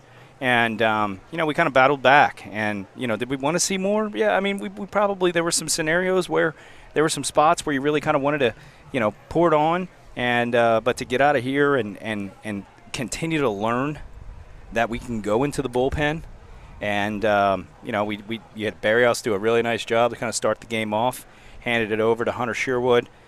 He again came in, battled all the way up to 1 out, I believe, in the 7th, and then you handed it over to the freshman there, and he closed it out for us. So again, additional comments from you on this, but I think ultimately we're 4-0 in district. I projected us to really kind of be 4-0 in district at this time, and we got it done. So wasn't the prettiest. Definitely a big drop-off of energy from game 1 to game 2. I know we're kind of riding an emotional high in the first game, mainly because a lot of balls that we put in play were dropping. We were scoring some runs, and that's always kind of something to keep the momentum and the tempo up. And then it almost seemed like that first in between game 1 and game 2. I got a bad feeling about what's about to happen here. I don't know what's going on. It almost looks like they're going to have to run, maybe? Little post-game conditioning right here. Yeah, that's not, it's usually never a good sign when you have to run after a game. Especially after seeing your parent prom, man. Yeah. Yeah, probably not that great of a thing. But you know what? Maybe Mick is also picking up on the lack of energy in that second game. He's not going to take it. And, kudos to him for being able to identify, where where the effort level is of his team and identifying whether or not they reach that benchmark of a good effort in a game versus a bad effort in a game. And a lot of times wins and losses don't determine what the effort was throughout the course of the game. Sure. You know, you hold a high standard for your players and you want them to show up every single day with that type of intensity because those are the things that you can control. Right.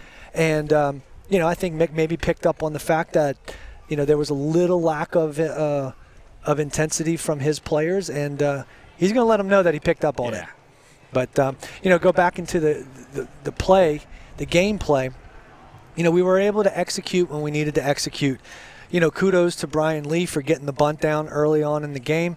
You know, after he came off of a big 3-run home run in Game 1, he executes and puts the bunt down in Game 2.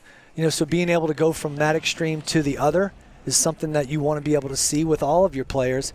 But also, too, you know, the pitching performances by Aiden Barrios, Hunter Sherwood, and then Braden Farizo coming in to close it down and to keep the 3-run lead intact, which, you know, look, there were plenty of opportunities that Hammond had to be able to capitalize with runners on base and then the go-ahead run in the batter's box. So kudos to the pitching staff and the defense for being able to keep that 3-1 lead in check. And now we're just moving on, looking forward to Covington this week. Yeah. Hopefully we get some weather in, some weather out, and we'll be able to, you know, play this thing. And like we talked about, we have a big game on Tuesday against Covington. The first game is going to be here at the Heap. Game 2 is going to be at Covington next Thursday, and then you kind of go through a break. Yeah. Right. And then you have the Easter break, where we will not play a game again until a week later. Right, from that second game of Covington. So we go from Tuesday to Thursday to Tuesday now. Tuesday to Thursday. Let me validate that, man. Yeah, Tuesday, Thursday to Tuesday. So we don't have anything over the weekend. Correct. Yeah. So.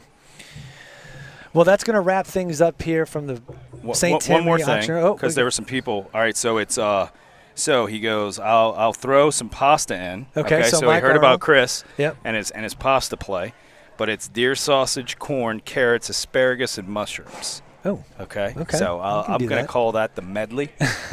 All right. The medley. The medley. And it looks like these boys are going to have to run another one, man. So this is Mick not taking it. Yeah. And there's Hunter Koras, the #1 stunner, just trying to make it happen. All right, well, that's going to wrap things up for the St. Tammany Auctioneer post-game show, coming to you live from Heap Field. Yep. And we will see you guys on Tuesday of this week coming up. Yep. Rain pending. Rain pending. But thank you guys for tuning in. Yeah. And we want to thank all of our sponsors for helping us out. And we will see you guys on Tuesday. 247, guys. 247. Uncle Joe, come on back, baby. There's a place on the North Shore where children feel right at home. Our highly specialized partnership provides them the most comprehensive pediatrics. Together, we offer extensive capabilities for everything from a simple checkup to specialties like cardiology and urology. So, while they have so far to go in life, all they need is right here. Auctioneer Hospital for Children at St. Tammany Parish Hospital. Advanced care for kids of all ages.